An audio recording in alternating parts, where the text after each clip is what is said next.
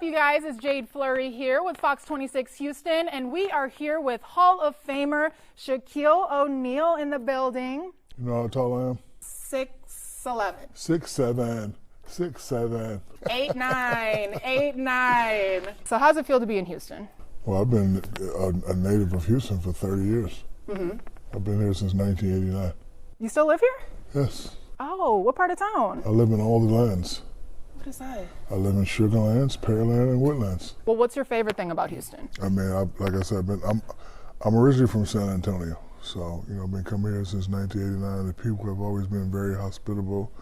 The local businesses are just, everyone knows Shaq loves Houston. Mm-hmm. It's the Southern hospitality. Yes, love it.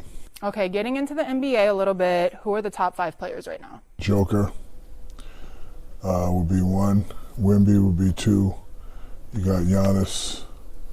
You still got to put LeBron in there. And I'm not sure on the 5th spot, but listen, the league is in good hands. There's a lot of great players. The question that you ask, I don't really like answering because you like leaving people out. Mm-hmm. Got a lot of exciting new rookies. Cooper Flag is having a great year. And your current career is arguably as good as your NBA career. What is a lesson that you've learned that you take with you? The only lesson I've learned is the power of listening. Mm. I've had great mentors. I have great people who've always inspired me, great people that, kept me out of trouble. The success that I have is not me by myself. Mother, father, brothers, sisters, relatives, teammates, other mentors. So, but it all starts with listening. I'm just glad after I was a high-level juvenile delinquent, 17, 18 in San Antonio, once I started listening, skies was the limit for me. Just absorb the information, the knowledge. The right information and the right knowledge. Mm-hmm. You're kind of everywhere right now, from TV to commercials. How do you know what's worth putting your name on and being a part of? Well, if it's something I believe in, I will definitely love to be involved with it. If it's something that's going to benefit the people, I'll definitely love to be involved with it. I just don't put my name on it for monetary purposes. I like being involved with the companies. I like having ownership in the brand that I'm dealing with. And, for me, it's always been an easy process. If I don't like the product, how can I look at the camera and try to sell it to people? So what advice would you give to current players when you know their career is not going to last their whole lifetime? How do they set themselves up for success post-NBA? 3 words. 1, listen. 2, annuities. And 3, save. I heard Odell Beckham say the other day, it's easy to spend $100 million. He's correct. Mm-hmm. Because if you understand business and EBITDA and all those business terms, $100 million, you're not netting $100 million. You got to pay tax. You got to pay, And then, a lot of people don't know, athletes, we have to pay an entertainment tax. Mm-hmm. Every city we perform in, so we're paying a lot of taxes and families, and we like our jewelry and we like our cars, so that money is easy to disappear. Mm-hmm. So, you have to teach yourself about business, teach yourself about investing, teach yourself how to save. So that entertainment tax, how much are they taking out? Each state is different. Okay. But I remember every year when I'm signing my tax forms, I would have to do that. So my first year with the Lakers, I made $20 million, and I thought I was netting $20 million, but when I got the check, it was 10.9. Wow. Yeah, 10.9, California. Half of it gone. Yeah, half of it gone. So then I had to pay entertainment tax. That was like another $4 million. So I probably only netted I want to say $7-8 million out of the 20. And we're at a time where athletes' their brand comes first. So what advice do you have for them for longevity while they're playing? I mean, I have mixed feelings about that because not everybody has a brand. Mm-hmm. You may think you do. The brand should be focused on winning. Mm-hmm. Now, if you're a winner, it's easy to present your brand. Yeah. I see a lot of guys are trying to present their brand first, and if you look at the success rate of that, it's not very high. So I always just tried to focus on winning. And I wasn't really creating a brand. I was just saying that this is who Shaq is. I am a winner, and I am the ambassador of fun. So now that you have 4 championships, people know who you are. They know your resume. So now it's easy to go in and represent your brand. So, I see a lot of kids that try to create their brand first, and you have to say to yourself, what is your brand? What should you be remembered for? And as I told you earlier, I just want people to say Shaq was a fun guy and Shaq was a nice guy. That's what you want your legacy to be? That's it. Okay. And then just looking back, what is one mistake that early Shaq made that you would not do again? I made a lot of mistakes. Give us just a couple examples. I made a lot of mistakes, but it's called life experience. Luckily, by being a listener and by being raised by a drill sergeant, you're programmed not to make the same mistakes back to back. Made a lot of mistakes. If I had it all over do again, would I do anything different? No.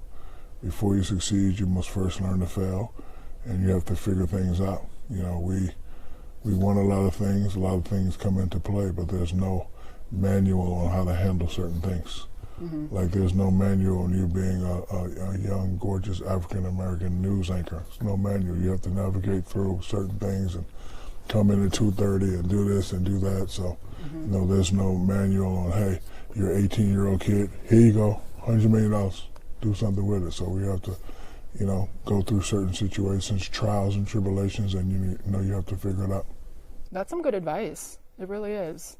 And I guess just going forward, you project all of this confidence, but did you ever struggle privately? I still struggle now. Do you? Yeah, all the time. But I have ways of bringing myself back on top. First thing, if I'm having a bad day, first thing I say is it could be worse. Like, not a lot of things hurt me. I hate seeing a homeless person. Breaks my heart. It really does. And I wish I had the solution on how to fix all homelessness, but it just breaks my heart seeing a person laying there on the street. So, a spoiled rich guy like me, I don't really have problems. Just think I do. So that's the first thing I say. Bro, it could be worse. So one, relax. And two, I use jealousy as motivation. Like, for example, I'm staying at the Post Oak. I want a hotel like that. So instead of, being jealous and doing frivolous things and doing evil things, you learn. You teach yourself on how to do that. So, like, I just take things and just, keep it motivating enough for me to just move forward. But I struggle with a lot of things, but I have programs to get me back on top. And again, like when, the problems you think you have, somebody is having a bigger problem than you are. They just kind of keep everything into perspective. Yeah, just like, I hate people that have it all and complain about something. Like, if I'm riding around and I see a guy laying on the street, what problems do I really have? So I just tell myself, shut the hell up, man up, and figure it out. The league is faster, smaller, and more perimeter-based. If you were entering the NBA today... I'd be making $700 million a year. For real? Yeah. How so? Playing with these cupcakes. How so? Like, because I'm going to be me. Okay.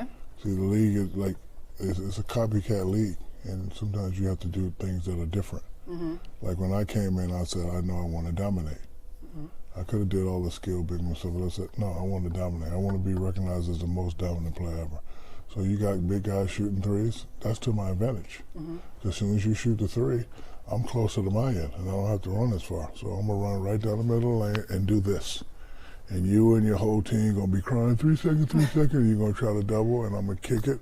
I'm going to get it, and I'm going to dunk it. If y'all try to double, triple, I'm going to kick it to my man Kobe, big shot Bob, and we're going to win championship after championship. And none of them dudes will be able to hold me. So you just used it to, you would use it to your advantage? I'm not going to do what they do. They're going to have to do what I do. And I've always been like that. So you got guys shooting threes just because we're in this era. I'm not going to be shooting no threes. I'm going to run right past you and I'm going to dominate you. I'm going to make you quit like I always did. So that's why I say I know I can play in this era easily. You called them cupcake players. Does that mean they're soft? What do you mean by that? I've seen some hard cupcakes. I was at Love's last night. I grabbed one of them honey buns. I was like, damn, this thing hard. Oh my God. No, that's just saying stuff to get them mad. That's all. Like, I don't really mean that, but I just like to say it, know it's going to go viral, know somebody's going to react. No, he couldn't have played in this era. It is what it is. Your dad instilling that perseverance and dedication within everything you do. What do you feel is the best advice for somebody who wants to persevere and dominate like you do? For somebody that wants to make it to the top, you have to set a goal for yourself. my number one goal in life was to get my mother a house. That was it. Mm-hmm. So now that I'm trying to get my mama a house, how you gonna do that? Man, they gonna pay you a lot of money to play basketball. Make sure you're good at that. Yeah. Hey, they're gonna pay you a lot of money. Make sure you know how to keep this money so your mama can keep her house. How you gonna do that? So that was a factor for me. So you have to set a goal for yourself and just go for it. Mm-hmm. Like I didn't want to be famous. I didn't want to have 20 cars. I want to get my mother a house. Never had a house growing up. We went from relatives to cousins. My father joined the military. We flew to Germany. And down south Georgia, ended up in Texas. We stayed in, I wanted to say barracks, but army housing. It's not a real house. And then one day, me and my mom was riding in San Antonio, and she pulled over, nice little house, and she just sat there and looked at it. And it brought a tear to my eye. I was a junior in high school. I was like, you know what? That's my goal, to buy my mother a house. So you have to set a goal and chase that goal to no end. What's your next goal? So my next goal is continuing to make people happy, make people smile. Okay. You know, I'm doing Dr. Shaquille O'Neal's work. You know, whatever she tells me to do, I do. After I got my doctorate, she put her hand on my face, and even at 45, 50, I just felt like a little baby. And she said, "Baby, I'm so proud of you. I want you." That's a command. I want you to continue making people smile. So I go around doing random acts of Shaqness. And is it a fulfilling feeling? yeah, because from 2 to 17, I was a high-level juvenile delinquent. I used to see disgust on her face. Yeah. A lot, like just disgust. And then once I started listening and she started smiling. 14 years at TNT. I mean, what's the difference? I don't really look at it as a transition because same studio, same crew, just a different name. Oh, okay. I think they knew and understand that it's a possibility we'll go off the rails every now and then. Mm-hmm. We're not working as much as now. That's because they're saving the big dogs for later. Mm-hmm. Once the playoffs start to start, you're going to see us more. You're going to see us every day. Like, we let the new people do what they do, and it's still a fill out for everybody. Mm-hmm. But I just look at my schedule. Once the playoffs start, you're definitely going to see us every day. But it's good. I'm just happy that the guys are together, because it was a chance where the guys are going to be different, and that would have been kind of sad for me. Because I'm only there because Ernie came to my house when I was in high school. He interviewed me. Oh, wow. So I had the opportunity to work next to a guy that interviewed me in high school. I thought that was, a rare opportunity. So for the ladies who might be wondering, what is your relationship status? I'm married. To the money? No. I don't see. You got a ring on? Yeah. That's not the wedding ring though. She's Spanish. Her name is Myself. He's married to myself. You ever heard of her? Yourself, I'm Yes. assuming. Yes. I'm married. Okay. Yes, I'm married to myself. Would you want to get married? Yeah, I'll probably get married soon. What qualities would your dream woman have to have?